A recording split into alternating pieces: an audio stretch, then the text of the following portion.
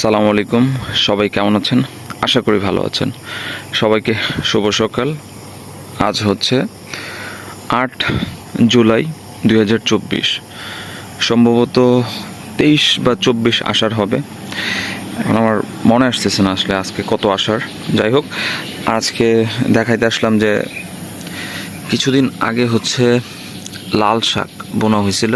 তো লাল শাক অলরেডি হইতেছে, দেখতে পাচ্ছি।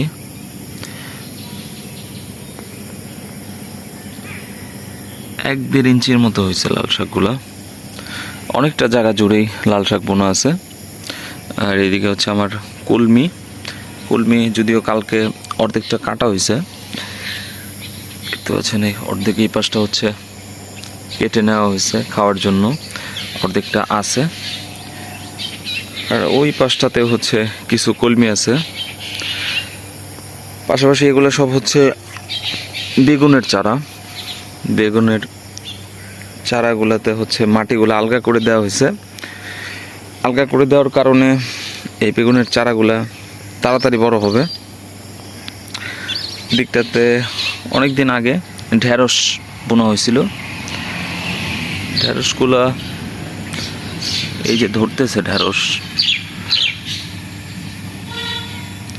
আসতেছে। ঢেঁড়স খুব ছোট গাছে আসতেছে, খুব একটা বড় না। গাছের হাইট হয়তো ১২ ইঞ্চি, ১ ফিটের মতো হবে। ১ ফিট গাছে আসলে ঢেঁড়স আসতেছে। আর এই দিকটাতে হচ্ছে কলমি শাক বোনা হয়েছিল। এই যে এগুলো হচ্ছে পরশুদিন কাইটা নেওয়া হয়েছে। ওই পাশে কিছু আছে, পরশুদিন কাইটা নেওয়া হয়েছে। এখন অলরেডি কিছু কিছু পুষি বের হইতেছে। এই পাশেও কাইটা নেওয়া হয়েছে। আর পাশ দিয়ে ওই যে ঢেঁড়স, ওই জায়গায় একত্রে আমরা অনেকগুলো ঢেঁড়স গাছ বুনছিলাম। পরে ওগুলো হচ্ছে তুলে তুলে যে সাইড দিয়ে বোনা হয়েছে, কারণ ঘন হইলে আসলে জিনিসগুলো বেশি ভালো হয় না। যাই হোক, এই যে এগুলো হচ্ছে কলমি।